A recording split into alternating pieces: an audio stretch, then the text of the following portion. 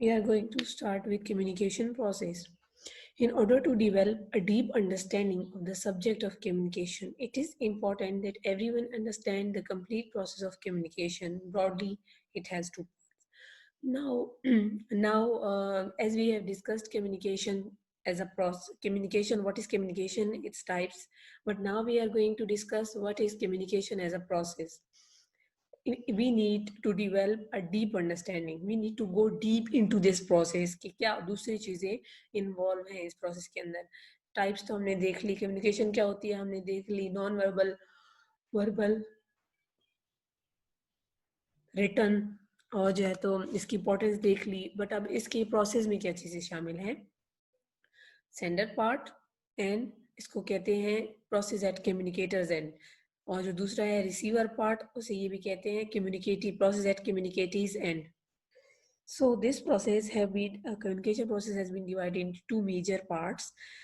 Now we are going to start with the first part, sender part, which is also known as communicators end.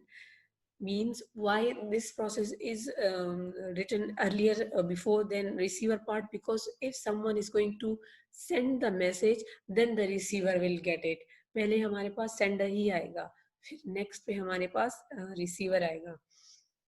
The process at communicators and also we looked into the halves as below. Parts मतलब ठीक है. तो हमारे पास जो sender part है कह रहे हैं उसको हमने मजीद पार्ट्स में डिवाइड किया हुआ है. कौन से part? Inward journey, it entails the following steps. अब इनवर्ड जर्नी है और आउटवर्ड जर्नी है, ये इन्होंने सेंडर पार्ट में डाला हुआ है. इनवर्ड जर्नी में क्या है कि as received by senses, a human being perceives the world around him from spoken words, written words, visuals, and cues from the body language in terms of sounds, gestures, expressions, signs, signals, etc. So the five human senses of seeing, smelling, hearing, tasting, and touching. Now, in this small paragraph, what they are seeing is that we human इंसानी तौर पे हम अपने इर्द गिर्द अपनी ज़िंदगी में जो आसपास हम देखते हैं सुनते हैं, हम की जो चीज़ें इनको कैसे हम समझते हैं, कॉन्सेप्ट कैसे लेते हैं, हर एक चीज़ के बारे में हम कैसे जान जाते हैं. हम जान जाते हैं क्योंकि हम सुन रहे हैं, हम देख रहे हैं, हम बोल रहे हैं. विजुअल्स का मतलब है देख रहे हैं. Cues from the body language in terms, जब कुछ हम सुनते नहीं है तो हम बॉडी लैंग्वेज को देख के क्यू ले लेते हैं, मतलब क्यू का मतलब हिंट ले लेते हैं, जिस ले लेते हैं.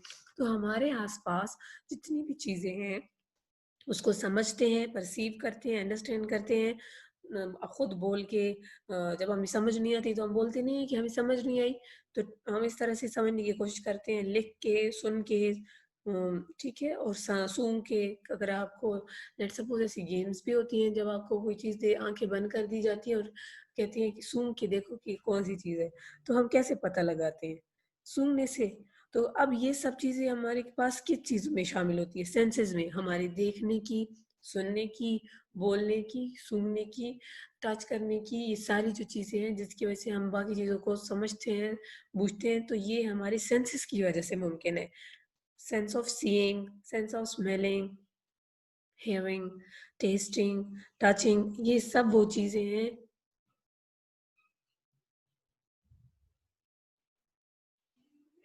मैं अपनी स्क्रीन शेयर नहीं कर सकती, सॉरी, क्योंकि मेरे पास सॉफ्ट में नहीं है, ये हार्ड में है नोट्स, और लैपटॉप है मेरे पास. तो लैपटॉप का तो फ्रंट कैमरा होता है, मैं इसको ऐसे हाथ में पकड़ के फ्रंट कैमरे के सामने तो नहीं पकड़ सकती.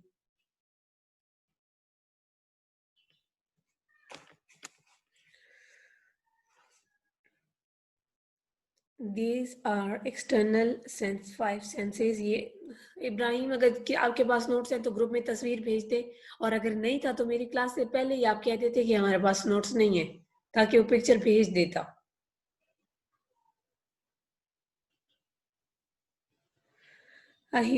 These are the external five senses और antennas. अब इन 5 senses को antennas क्यों कहा गया है? क्योंकि हमें लेट्स सपोज जो है ये शुरू में क्या था, पीटीवी टीवी के लिए एंटीना यूज होते थे, और अब डिश के लिए और अब सिग्नल के लिए डिश यूज होता है. तो ये वो चीजें हैं जो आपका सिग्नल ग्रेस्प करती हैं.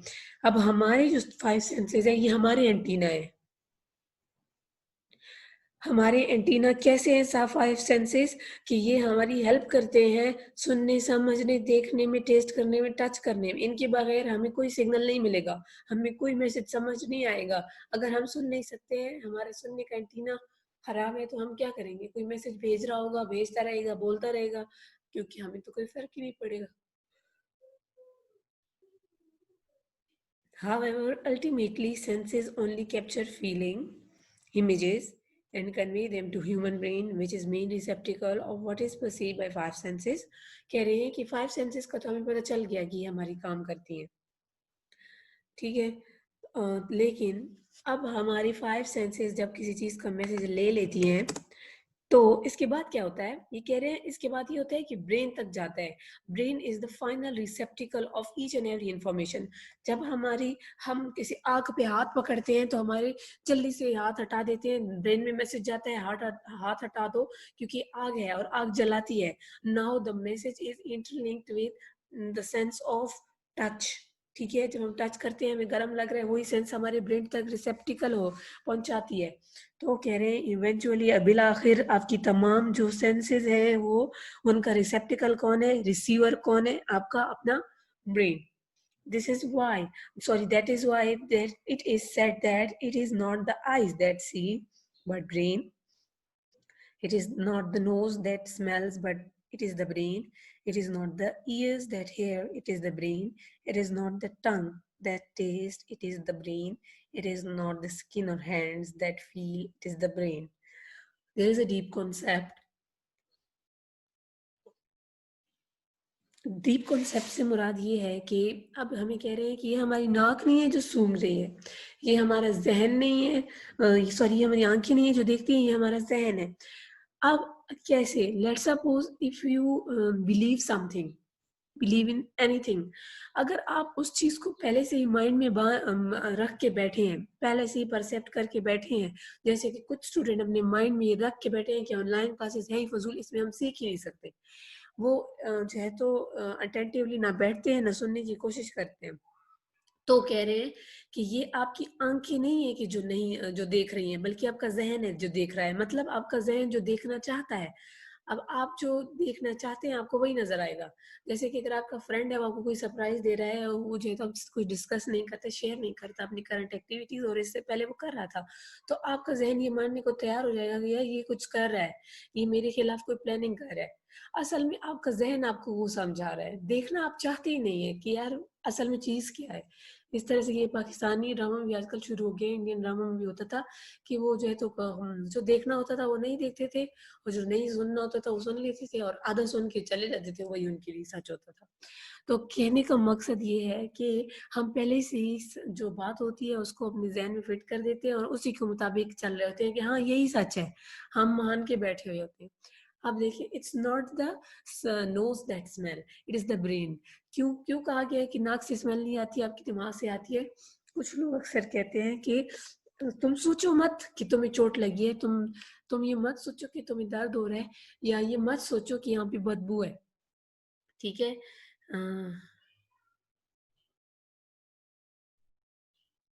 ओके अब्दुल्ला शकील, अगर आप टीवी ड्रामाज नहीं देखते तो इट्स ओके, आप मेरे कोर्स में फिर भी फेल नहीं होंगे।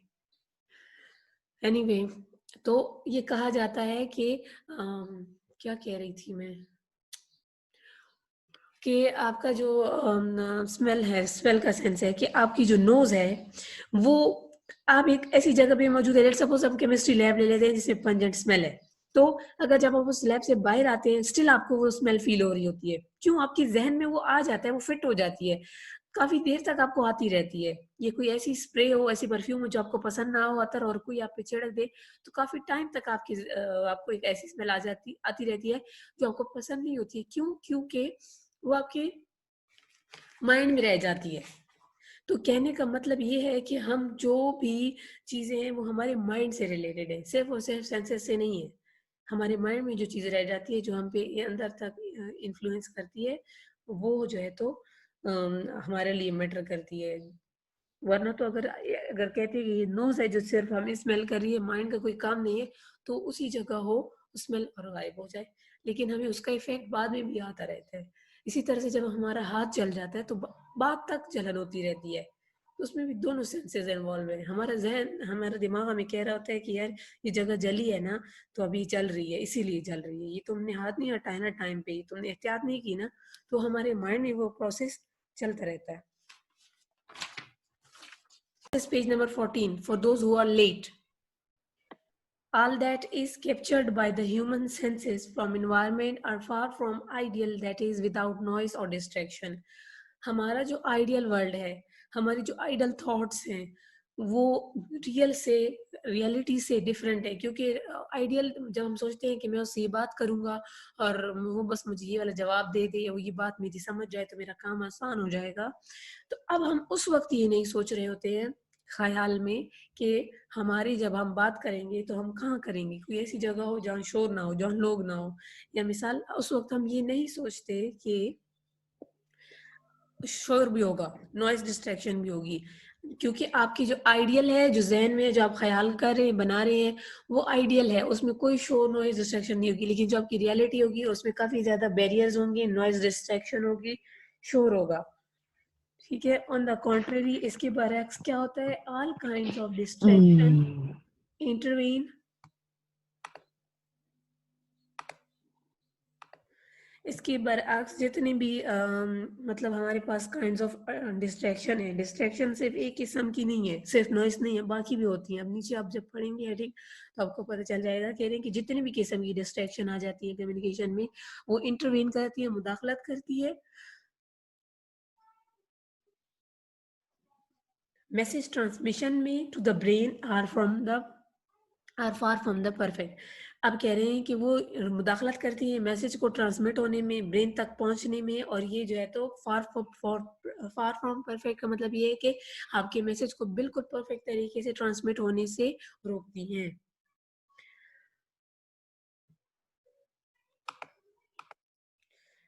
Additionally, there is also problem of sensitivity of senses, how sensitized they are varies very widely from one person to another person।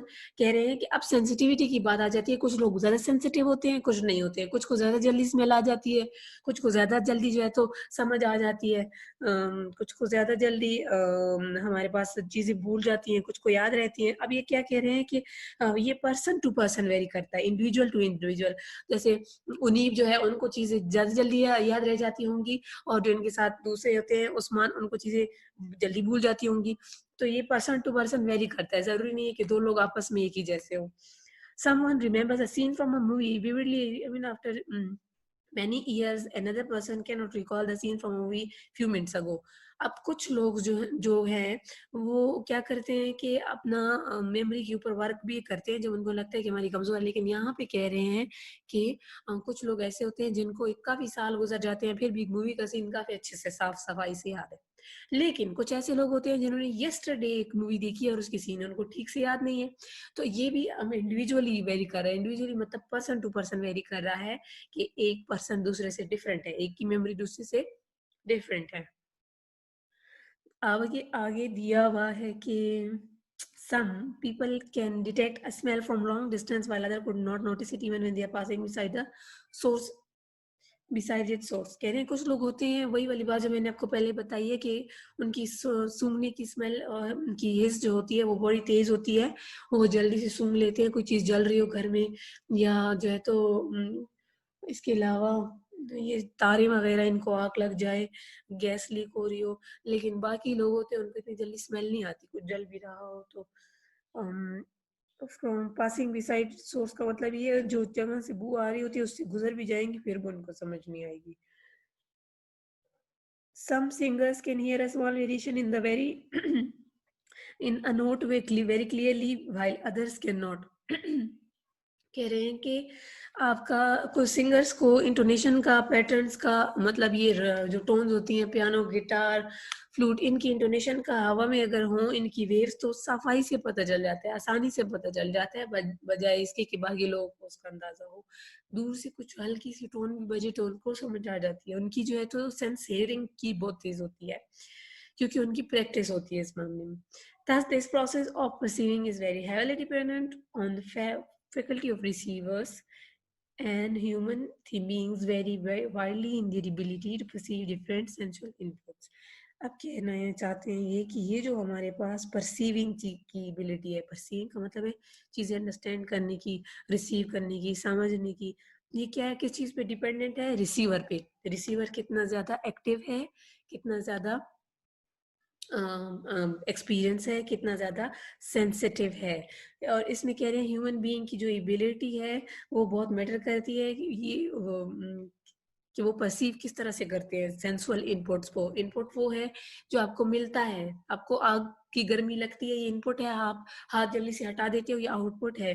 तो कह रहे हैं कि ह्यूमन बीइंग्स जो हैं ये वेरी करते हैं अपनी सेंसेस को इस्तेमाल करने में। कोई कैसे करेगा, कोई जो है तो जो साइको पेशेंट होगा वो उसको आग गर्म लग रही होगी फिर भी वो उसके ऊपर उसने हाथ पकड़ा होगा कि मैं देखना चाहता हूँ मेरी कितनी कोई forbearance है, मैं कितना बर्दाश्त कर सकता हूँ। Influence of sources of distraction. If one is hearing music, even a small level of noise can be very disparaging. No wonder music recordings studios are noise proof.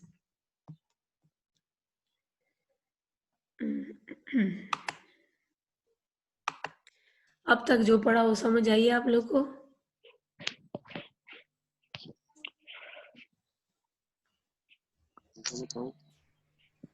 आप सबसे कह रही हूँ। मैम समझ आया, मुझे समझ आया।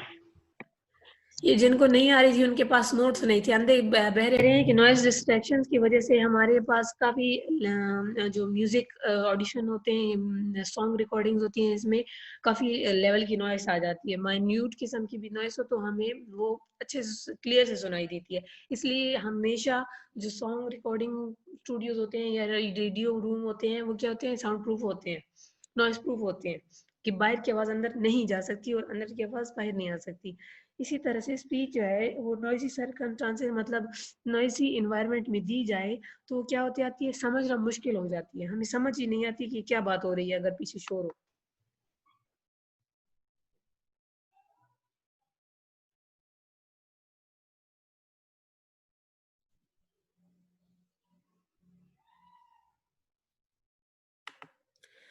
Noisy classroom can be lethal for good learning. कह रहे हैं कि जिन क्लासरूम में शोर शराबा होता है तो उधर उन इस तरह की इस क्लासरूम में लर्निंग हो ही नहीं सकती है, क्योंकि जब आपको कुछ सुनाई नहीं दे रहा, आप सुन ही नहीं रहे, तो आप लर्न कैसे करेंगे। Even visual placed in noisy room fail to make impact they are intended to. अगर आपके रूम में कोई ऐसी चीजें हैं जो मतलब लोग अपने कमरे में अच्छी सी डेकोरेशन करते हैं, पेंटिंग्स लगाते हैं ताकि वो जो है तो एक इम्पैक्ट दे सके, लेकिन अगर आपके रूम नॉइसी है, स्पीकर लगे हुए हैं ऊंचे ऊंचे, और उसकी वजह से आपका जो रूम का सुकून है वो भी किसी काम का नहीं होगा, आपकी विजुअल्स भी कोई इम्पैक्ट नहीं क्रिएट कर सकते हैं अगर वो नॉइस है हर तरफ। Similarly listeners may miss many cues.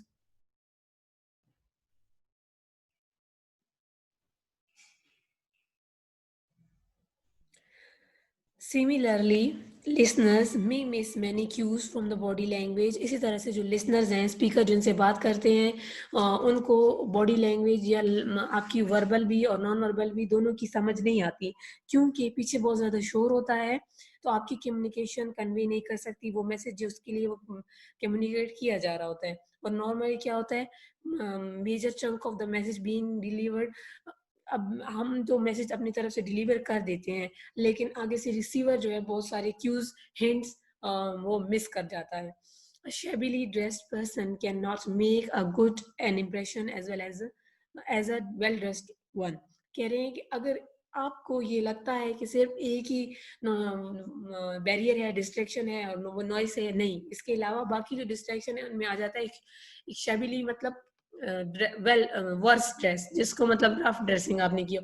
अगर आप एक इंटरव्यू के लिए जा रहे हैं स्कॉलरशिप या जॉब के लिए, तो आपने क्या करना है, प्रॉपर फॉर्मल ड्रेसिंग करनी है, ना कि आपने जो है तो फटी हुई जीन्स पहन लेनी है और एक कार्टून टी शर्ट पहन लेनी है, गले में चेन और हाथ में जो है तो ब्रेसलेट्स पहन लेने हैं। ये जो पर्सनैलिटी लुक है, ये जो आपकी, ये क्या करेगी, डिस्ट्रैक्शन क्रिएट करेगी, आपका सारा इमेज जो है वो डिस्ट्रैक्ट हो जाएगा। अब जब स्क्रीन शेयर किए तो थोड़ा आराम भी कर लें फिर। हमजा महमूद।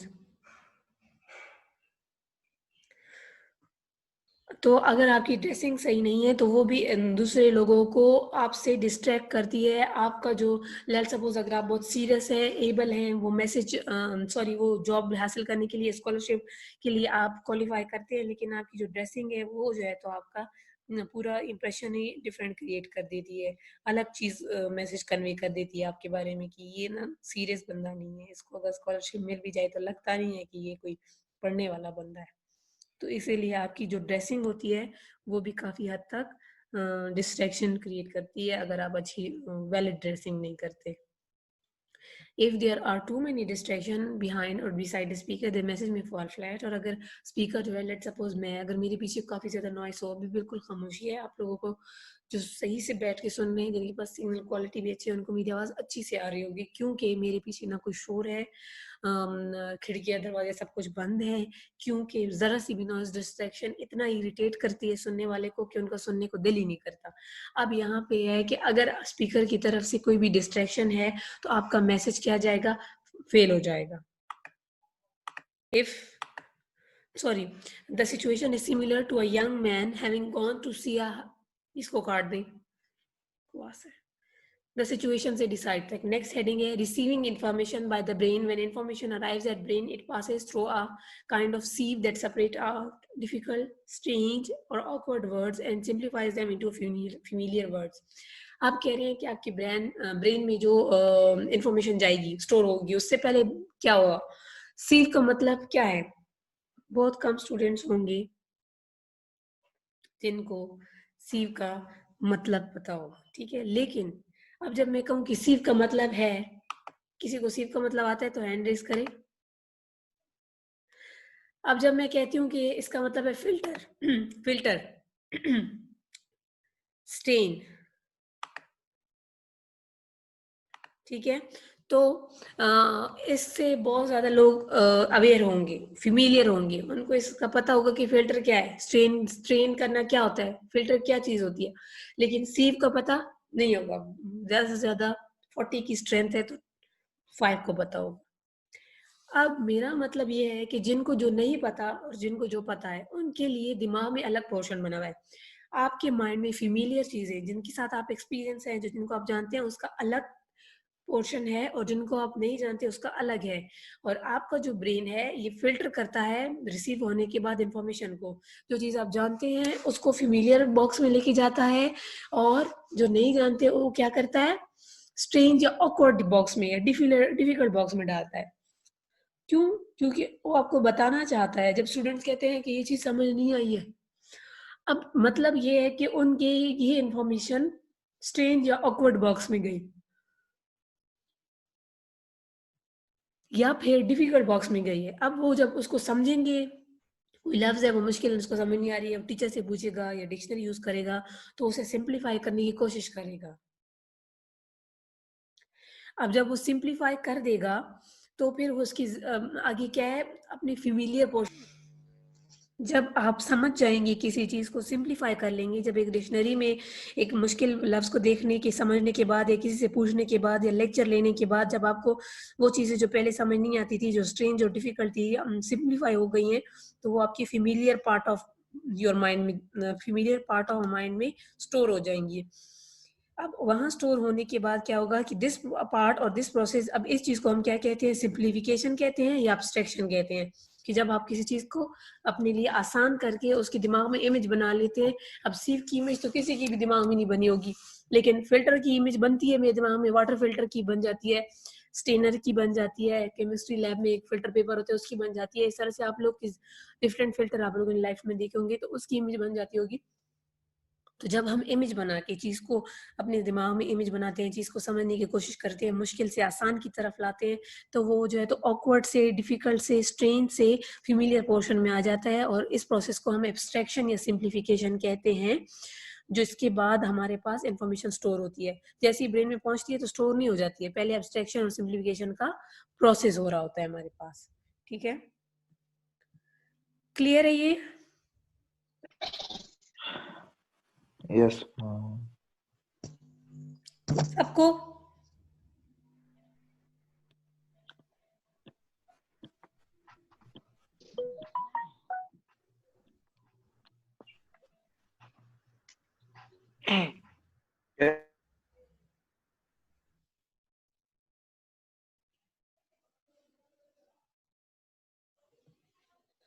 कोई कुछ कह रहा था, क्या कह रहा था?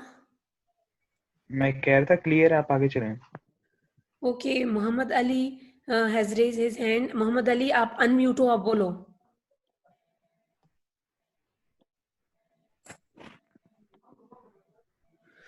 मोहम्मद अली,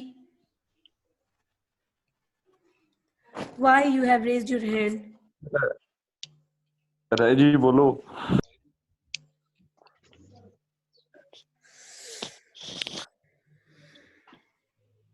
म्यूट ही अच्छे हैं आप लोग। Next is searching for similar material in the brain. This is a part, second part of the process of the abstraction that goes in the brain. अब ये abstraction का दूसरा हिस्सा है। इसमें क्या होता है कि आपने इंफॉर्मेशन कर ली ना, सिंप्लीफाई कर ली। अब कह रहे हैं कि ये जो आपका ब्रेन है इसमें लेट सपोज पोर्शन बने हुए ना, तो पहले सब इंफॉर्मेशन स्टोर हुई हुई है। लेट सपोज अगर हम कम्युनिकेशन स्किल्स का सेकंड चैप्टर शुरू करते हैं तो वो कहाँ स्टोर करेंगे, कौन से पोर्शन में स्टोर करेंगे? वहीं जहाँ पे आपने फर्स्ट किया हुआ है, ठीक है, फर्स्ट चैप्टर किया हुआ है स्टोर, तो वो आपका कहाँ स्टोर हुआ होगा?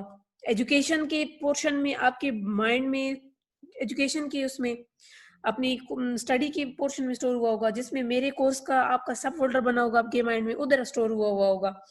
अब आपकी जो बाकी नॉलेज आएगी ना, सेकंड चैप्टर, थर्ड चैप्टर, वो भी उधर स्टोर होगी। इसका मतलब ये है कि stored next to the similar stuff already in the memory. Already in the memory, पहले उस तरह की इंफॉर्मेशन आपकी मेमोरी में जहां स्टोर है, उससे रिलेटेड नई इंफॉर्मेशन जो आएगी वो भी उसी पोर्शन में जाएगी। तो इस तरह से आपका फैमिली का पोर्शन अलग है, फ्रेंड्स का अलग है। फैमिली में किसी की शादी है, आपको कार्ड आता है, तो आप क्या करेंगे, वो इन्फॉर्मेशन आपकी किधर जाएगी? आपके ऑलरेडी फैमिली पोर्शन में जाएगी। ऑलरेडी स्टफ जो है, क्यों? क्योंकि आपको पता है फैमिली के पोर्शन में आपके दिमाग में है कि यार ये मेरी फूफू का बेटा है, उसका नाम ये है, ठीक है। अब आपके दिमाग में ये इन्फॉर्मेशन जाएगी कि यार वो जो मेरा कजन है, वो जो फूफू का बेटा है, अब उसकी शादी है। तो आपके ब्रेन में पहले से जो फोल्डर बने हुए हैं और पहले से जो इंफॉर्मेशन है, सिमिलर मटेरियल है, सिमिलर स्टफ है, जो नया आने वाला है, जो उससे लिंक है, उससे रिलेटेड है, वो भी वहीं पे स्टोर होगा, उसी मेमोरी में जाएगा। Really one can get identical material. कह रहे हैं कि ऐसा बहुत कम होता है कि बिल्कुल एक जैसा मटेरियल सामने आता है। एक जैसा मटेरियल का मतलब ये है कि वो जो दोनों पोर्शन में सेम हो, मतलब एजुकेशन में भी जा रहा हो और फैमिली में भी जा रहा हो। मिसाल ऐसे हो सकता है कि जब आपकी परफॉर्मेंस अच्छी ना हो, तो आपकी स्टडी, आपकी इंस्टीट्यूट की जो परफॉर्मेंस है वो अच्छी ना हो और आपकी फैमिली को बुलाया जा रहा हो। यहाँ पे अब आपका फैमिली पोर्शन और आपका एजुकेशन पोर्शन मिक्स होता है, और जब भी कोई दो पोर्शन आपस में मिक्स हो रहे होते हैं तो क्या होता है, क्रिएशन ऑफ कंफ्यूजन होती है, डिस्टर्बेंस होती है, इरिटेशन होती है। आप चाहते हैं कि घर की बात घर में रहे और इंस्टीट्यूट की बात इंस्टीट्यूट में रहे, ठीक है। तो ये बहुत रेयर होता है कि आपकी दोनों चीजें आइडेंटिकल हो जाती हैं, एक ही पोर्शन में जाए। And one should be happy to get as near to one in memory as possible. If it is totally new or alien material, it may not be possible to retrieve it when required. अच्छा, इसमें ये कह रहे हैं कि जगह अगर आपको कोई एलियन मटेरियल, मतलब ऐसा मटेरियल मिले जिसको आप पहले जानते ना हो, समझते ना हो, एक्सपीरियंस ही ना हो जिसके बारे में, तो वो क्या होगा, बहुत ही मुश्किल होगा उसे दोबारा रिट्रीव करना। रिट्रीव मतलब सबको पता होगा, हम मेरे पास तो आईटी के स्टूडेंट्स बैठे हुए हैं, रिट्रीव दोबारा गेन करना, बैक रिमाइंड जो याद करना, दोबारा जहन में लाना, वो बहुत मुश्किल हो जाता है किन चीजों को जो आपको पता ही नहीं है, जो आपके लिए स्ट्रेंज है। अब इसीलिए इन्होंने एब्स्ट्रैक्शन का और सिंप्लीफिकेशन का प्रोसेस रखा है, क्योंकि आप जो है तो अपने माइंड में चीजें क्लियर करें, स्ट्रेंज और डिफिकल्ट से आप उन्हें फेमिलियर की तरफ लाएं,